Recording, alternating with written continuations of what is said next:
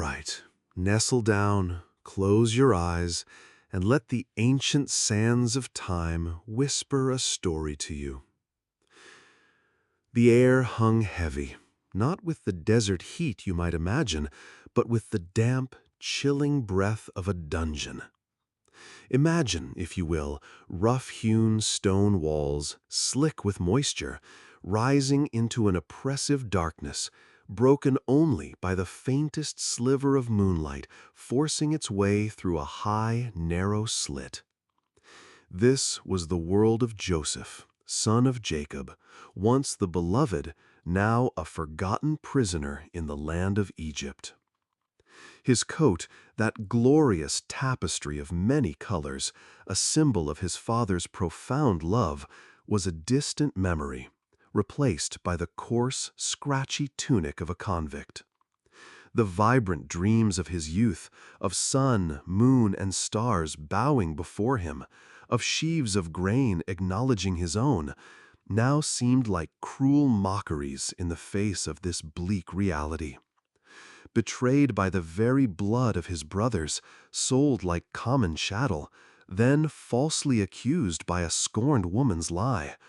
Ah, the injustice of it must have gnawed at his soul like the rats that sometimes skittered in the shadows. But listen closely, for even in the deepest pit, a different kind of light can shine. Joseph, though his heart ached with a sorrow too deep for words, did not surrender to despair.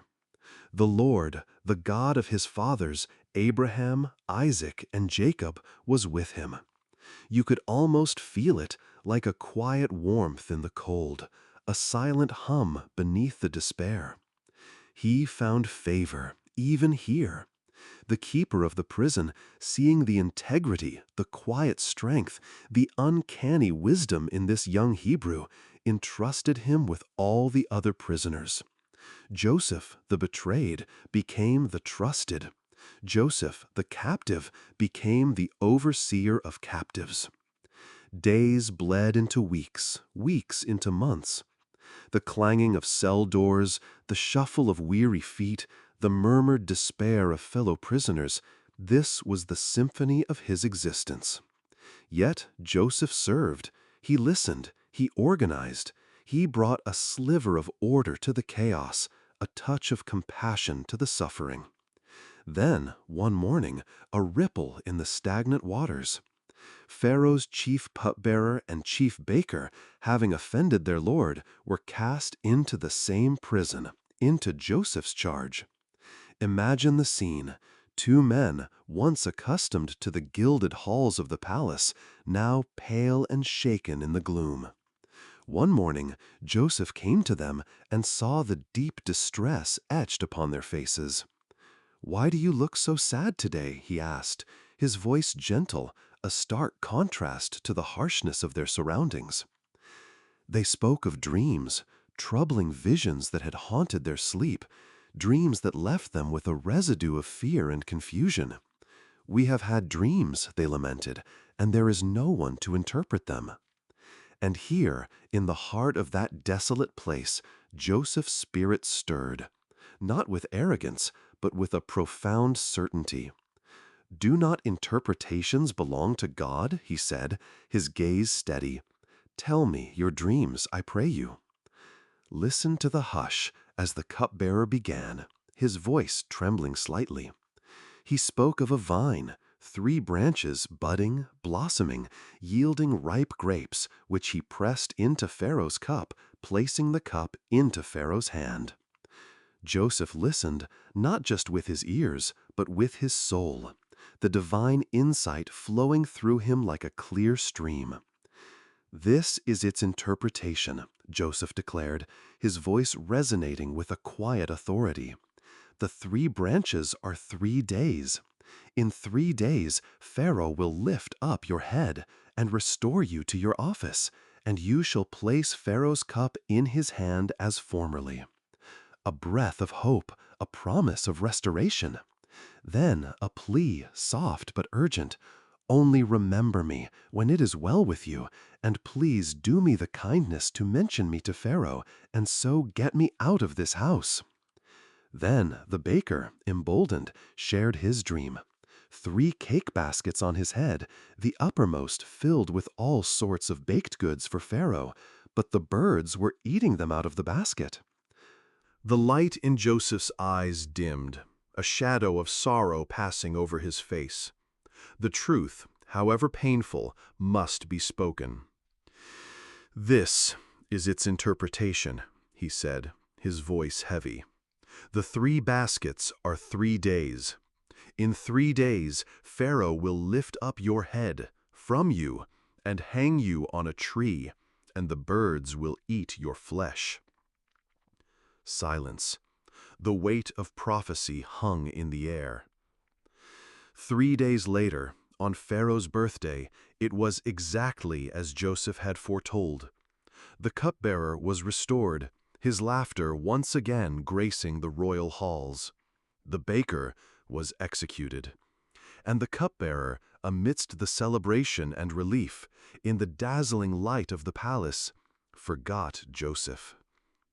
2 more full years. Can you feel the slow, agonizing passage of that time? Each sunrise, perhaps a flicker of hope in Joseph's heart. Today, he will remember. Each sunset, a gentle dimming of that hope. 2 years of faithfulness in the darkness. 2 years of waiting. 2 years of God refining him, shaping him, preparing him in the crucible of that forgotten dungeon. He was not idle. He continued to serve, to trust, to hold on to that unwavering belief that God had a purpose, even in this. And then, one night, far away in the opulent chambers of the palace, Pharaoh, the mighty ruler of Egypt, tossed and turned. Dreams, vivid and terrifying, plagued his royal sleep. Dreams of fat cows devoured by gaunt ones, of healthy ears of grain swallowed by blighted ones. He awoke, his spirit profoundly troubled. All the magicians and wise men of Egypt were summoned, but none could unravel the mysteries that gripped their king's heart. It was then, only then, that a flicker of memory ignited in the mind of the chief cupbearer. A face, earnest and kind, in a dark prison cell. A voice, calm and certain, unlocking the secrets of his own forgotten dream. "Today," he stammered before Pharaoh, "I remember my faults. When Pharaoh was angry with his servants, we dreamed dreams, and a young Hebrew was there with us, and as he interpreted to us, so it came about." A royal summons, soldiers clattering down the stone steps, the door of Joseph's cell creaking open, not for another day of drudgery, but for what? He was brought hastily from the dungeon. They shaved him, a ritual of purification and respect, and changed his garments, from the rags of a prisoner to clean, fresh linen. Imagine him, blinking in the sudden light, standing before the most powerful man in the known world. Pharaoh spoke, his voice laden with anxiety. "I have had a dream, and there is no one who can interpret it. I have heard it said of you that when you hear a dream, you can interpret it." And Joseph, standing there, not with pride, not with fear, but with a serene confidence born of deep faith, replied, "It is not in me. God will give Pharaoh a favorable answer." And so, as Joseph interpreted Pharaoh's dreams, foretelling 7 years of bountiful harvest, followed by 7 years of devastating famine, a divine wisdom flowed from him, a plan to save not only Egypt, but the surrounding lands. Pharaoh and his court listened astounded. "Can we find such a man as this?" Pharaoh declared. "A man in whom is the Spirit of God?" And Joseph, the forgotten dreamer, the betrayed brother, the faithful prisoner, was lifted from the depths of the dungeon to the heights of power, second only to Pharaoh himself. The fine linen, the gold chain around his neck, the signet ring on his finger. They were not just symbols of earthly authority, but testaments to a God who works in mysterious, patient, and ultimately glorious ways. The shadows of the dungeon had given way to the brilliant Egyptian sun. The pain of the past was not erased, but it was being woven into a tapestry far grander and more beautiful than even Joseph could have imagined in his youthful dreams. For God had turned what was meant for evil into an unimaginable good. And so, dear one, as you drift off to sleep, remember Joseph. Remember that even in the darkest of nights, in the deepest of valleys, hope is not lost if faith remains. God's timing is perfect, His plans are intricate, and His love never, ever fails. Sleep now, sleep deeply, and may your dreams be sweet.